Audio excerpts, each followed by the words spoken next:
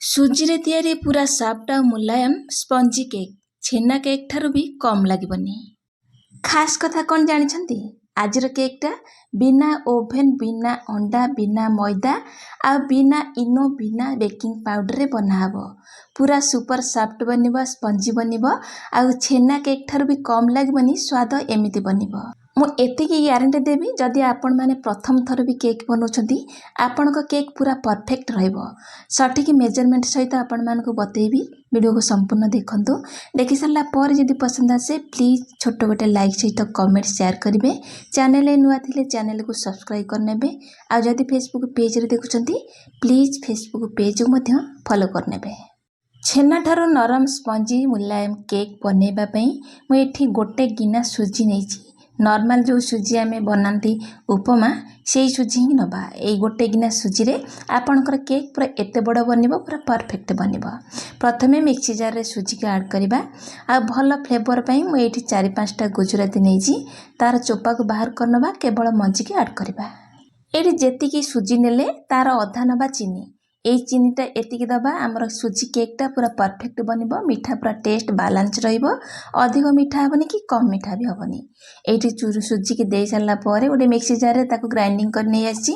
ସୁଜିକି ଯେତେ ବି ଗ୍ରାଇଣ୍ଡିଙ୍ଗ କଲେ ନିଶ୍ଚୟ ତାର ନର୍ମାଲ ଖଦଡ଼ ଅଂଶ ରହିବ, ପୁରା ବି ପ୍ଲେନ୍ ହେବନି।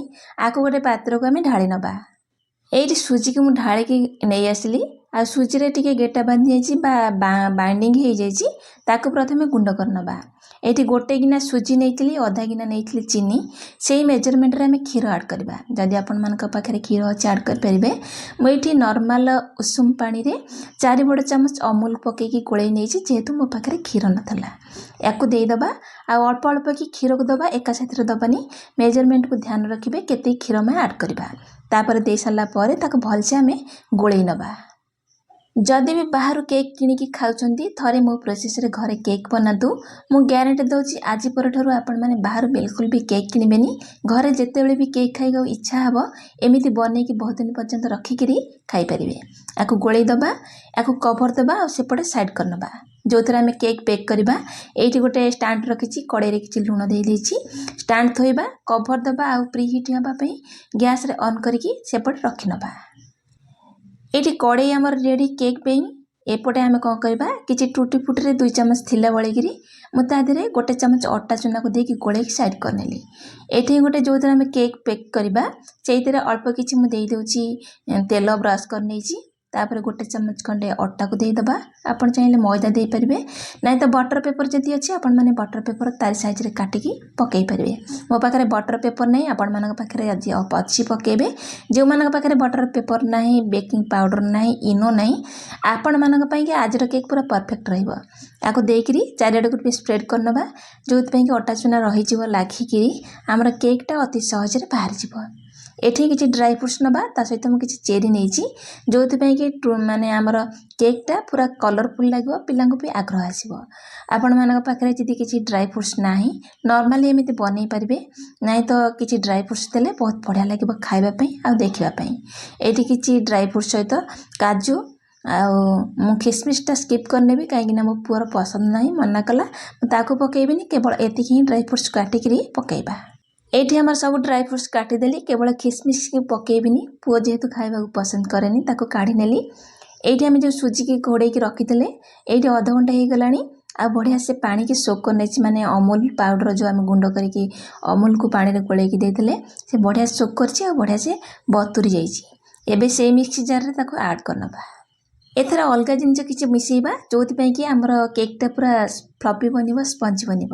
ଏଇଠି ଅଧ ଗିନା ନେଇଛି ଅଟା, ପୁରା ହେଲ୍ଦି ୱେରେ ବନିବ। ଯଦି ଆପଣମାନେ ଚାହିଁବେ ତାହେଲେ ଅଧ ଗିନା ମଇଦା ବି ଆଡ଼୍ କରିପାରିବେ। ଭଲ ଫ୍ଲେଭର ଲାଗିବ, ବହୁତ ଟେଷ୍ଟ ଲାଗିବ। ସେଥିପାଇଁ ଯେତିକି ଅଟା ନେଇଛେ ତାର ଅଧା, ମାନେ 4 ଭାଗରୁ 1 ଭାଗ ସୁଜି। ସୁଜିର ଅଧା ନେଲା ଅଟା, ଆଉ ଅଟାର ଅଧା ଆମେ ନେବା ଘିଅ। ଘିଅ ଜାଗାରେ ଆପଣମାନେ ଯେକୌଣସି ଅଏଲ୍ ବି ଆଡ଼୍ କରିପାରିବେ, ନୋ ଫ୍ଲେଭର ବାଲା। ତାପରେ ଏବେ ଦେଇକି ତାକୁ ଗ୍ରାଇଣ୍ଡିଙ୍ଗ କରି ନେଇ ଆସିଛି। ଆପଣ ଯଦି ଏଇଠି ଗ୍ରାଇଣ୍ଡିଙ୍ଗ କଲାବେଳେ ଟିକେ ବହଳିଆ ଲାଗିବ, ତାହେଲେ ଯେଉଁ ବଳକା କ୍ଷୀର ବା ଅମୁଲର ପାଣି ଅଛି ତାକୁ ଦେଇକି ଗ୍ରାଇଣ୍ଡିଙ୍ଗ କରିପାରିବେ। ଏ ଟିକେ ବହଳିଆ ହେଇଯାଇଛି, ତାକୁ ଆମେ ଗୋଟେ ବାଉଲକୁ କାଢ଼ି ନେବା। ଏଇଠି ଗୋଟେ ପାତ୍ରକୁ ଢାଳି ସାରିଲା ପରେ ମୋତେ ତ ବହଳିଆ ଲାଗୁଛି, ସେଥିପାଇଁ ଏଇ ଯେଉଁ ବଳକା କ୍ଷୀର ବା ଅମୁଲ ପାଉଡ଼ର ଅମୁଲର ପାଣି ରଖିଥିଲି ତାକୁ ଅଳ୍ପ ଅଳ୍ପ ଦେଇକି ବ୍ୟାଟର କନସିଷ୍ଟେନ୍ସିକି ମିଡିଲ୍ କରିବା। ଯଦି ଅଧିକ ପତଳା କରିବାନି କି ଅଧିକ ବହଳିଆ।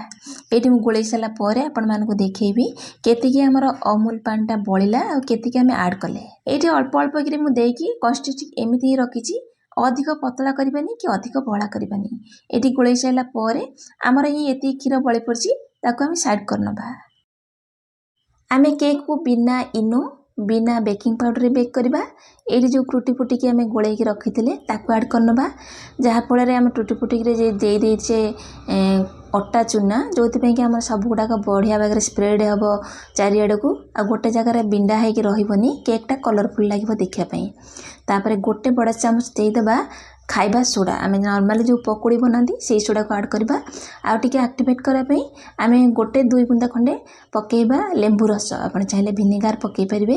ଯେହେତୁ ଆମେ ଦହିର ବ୍ୟବହାର କରିନାହାନ୍ତି, ତା ଦେହରେ ଯେଉଁ ଅଳ୍ପ କ୍ଷୀର ଦେଇଦେବା ଆଉ ସେ ସବୁକୁ ଭଲସେ ଗୋଳେଇ ନେବା। ଟୁଟି ଫୁଟିରେ ଅଳ୍ପ ଟିକେ ଅଟା ଚୁନା ଦେଇକି ଗୋଳେଇଲେ ଆମର ଯେତେବେଳେ କେକ୍ଟା ବେକ୍ କରିବା, କେକ୍ରେ ଟୁଟି ଫୁଟି ଗୁଡ଼ାକ ଚାରିଆଡ଼କୁ ସ୍ପ୍ରେଡ୍ ହେଇକି ରହିବ, କଲରଫୁଲ୍ ଲାଗିବ ଦେଖିବା ପାଇଁ, ଆଉ ପିଲାମାନେ ବି ଆଗ୍ରହ କରିବେ। ଆଉ ଟୁଟି ଫୁଟିରେ ଯଦି ଆମେ ଅଟା ଚୁନା ବି ମଇଦା ଚୁନା କିଛି ଆଡ଼୍ ନ କରିବା, ସେ ଗୋଟିଏ ଜାଗାରେ ବିନ୍ଧା ହେଇକି ରହିଯିବ, ଚାରିଆଡ଼କୁ ବିଲକୁଲ ବି ସ୍ପ୍ରେଡ୍ ହେବନି। ଇନୋକୁ ମାନେ ଆମେ ଖାଇବା ସୋଡ଼ାକୁ ଦେଇ ଦେଇଛେ, ତାକୁ ଗୋଳେଇ ନେବା ଆଉ କନସିଷ୍ଟେନ୍ସି ଦେଖନ୍ତୁ ଏମିତି ହିଁ ରଖିବା। ଯଦି ଅଧିକ ପତଳା କରିଦେବା ଆମର କେକ୍ ତ ବହୁତ ବଢ଼ିଆ ଭାବରେ ବେକ୍ ହେବ, କିନ୍ତୁ ବେକ୍ ହେଇସାରିଲା ପରେ କେକ୍ଟା କ'ଣ ହେବ ନା ମଝିରୁ ଦବିଯିବ। ଏଇଠି ଆମର ରେଡ଼ି ହେଇଗଲା। ଆମେ ଯେଉଁ ପାତ୍ରକୁ ଆମେ ରେଡ଼ି କରି ରଖିଥିଲେ ତା ଦେହରେ ଆମେ ଫିଲ୍ କରିବା। ଏଇଠି ଆମର ସୁଜି ଆଉ ଅଟାର ବ୍ୟାଟରକୁ ସେଟ୍ କରି ରଖିଥିବା କେଟ୍ରିନରେ ଫିଲ୍ କରିବା। ତାପରେ 2 ହାତରେ ଧରିକି ସବୁ ବ୍ୟାଟରକୁ ଯେମିତି ଚାରିଆଡ଼କୁ ସ୍ପ୍ରେଡ୍ ହେଇଯିବ, ମଝିରେ କିଛି ବବଲ୍ସ ନ ରହିବ, ହାତରେ ଧରିକି 4-5 ଥର ଏମିତି ଟ୍ୟାପ୍ କରିନେବା, ଯେଉଁଥିପାଇଁ କି ଆମର କେକ୍ଟା ପୁରା ସ୍ପଞ୍ଜି ବନିବ, ମଝିରେ ଏୟାର ବବଲ୍ ରହିବନି କି ଫାଙ୍କା ଫାଙ୍କା ଦିଶିବନି। ଭଲସେ 2-3 ଥର ଏମିତି ବାଡ଼େଇ ନେବା ବଢ଼ିଆସେ। ଏଇଠି ଆମର ଆଗରୁ ଯେଉଁ କାଟିକି ରଖିଥିଲେ ଚେରି କିଛି ଡ୍ରାଇ ଫ୍ରୁଟ୍ସ ତା ଉପରେ ଦେଇଦେବା, ଭଲସେ ଡେକୋରେଟ୍ କରିନେବା, ବହୁତ ସୁନ୍ଦର ଲାଗିବ ଦେଖିବା ପାଇଁ, ଆଉ ପିଲାମାନଙ୍କୁ ବି ଆଗ୍ରହ ଆସିବ। ଏଇଠି ସବୁ ଡ୍ରାଇ ଫ୍ରୁଟ୍ସକୁ ଦେଇ ସାରିଲା ପରେ କେତେ କଲରଫୁଲ୍ ଲାଗୁଛି ଦେଖିବା ପାଇଁ ଦେଖନ୍ତୁ। ଆପଣମାନେ ବି ଥରେ ଏମିତି ଉପାୟରେ ବନାନ୍ତୁ, ଅତି ସହଜରେ ବନେଇ ପାରିବେ। ଆଗରୁ ଯେଉଁ କଡ଼େଇକି ଆମେ ପ୍ରିହିଟ୍ କରି ରଖିଥିଲେ ତାର ଢାଙ୍କୁଣିକି କାଢ଼ି ନେବା, ଆଉ ସାଙ୍ଗେ ସାଙ୍ଗେ ହିଁ ଆମେ ଯେଉଁ ବନେଇକି ରଖିଲେ କେକ୍ର ବ୍ୟାଟରଟାକୁ ତାକୁ ଫିଲ୍ କରିବା। ଇନଷ୍ଟାଣ୍ଟ ବନେଇବା, ଯେହେତୁ କିଛି ସମୟ ରଖିଦେଲେ ଆମର କେକ୍ଟା ଭଲସେ ବେକ୍ ହେବନି। ଆକୁ କଭର୍ ଦେବା, ଥାଳିଟା ଦେଲା ପରେ ଟିକେ ଭଲସେ ସେଟ୍ ହେଲାନି, ସେଇଥିପାଇଁ ମୁଁ ଅଲଗା ଗୋଟେ ପାତ୍ରକୁ କଡ଼େଇ ଦିହରେ ଢାଙ୍କୁଣି ଦେଲି। ଏଇଠି ମୋତେ 1 ଘଣ୍ଟା 20 ମିନିଟ୍ ପାଖାପାଖି କେକ୍ ବେକ୍ ହେବା ପାଇଁ ସମୟ ଲାଗିଥିଲା। ଆପଣଙ୍କୁ ଖୁବ୍ କମ୍ ସମୟ ଲାଗିପାରେ, ଘଣ୍ଟାଟେ ଲାଗିପାରେ, କିମ୍ବା 45 ମିନିଟ୍ ଲାଗିପାରେ, କିମ୍ବା 1 ଘଣ୍ଟା 15 ମିନିଟ୍ ବି ଲାଗିପାରେ। ଏଇଟା ଆପଣଙ୍କ ଅଟା କିମ୍ବା ବେକ୍ ହେବା ସମୟ ଉପରେ ନିର୍ଭର କରେ। ଏଠି କେତେ କଲରଫୁଲ୍ ଲାଗୁଛି, କେକ୍ଟା ପୁରା ପରଫେକ୍ଟ ବେକ୍ ହେଇଛି। ନାଇଫ୍ରେ ମୁଁ 45 ମିନିଟ୍ ପରେ ଚେକ୍ କରିଥିଲି, ଭଲସେ ହେଇନଥିଲା, ଆଉ 15-20 ମିନିଟ୍ ବେକ୍ ହେବା ପାଇଁ ଛାଡ଼ିଥିଲି।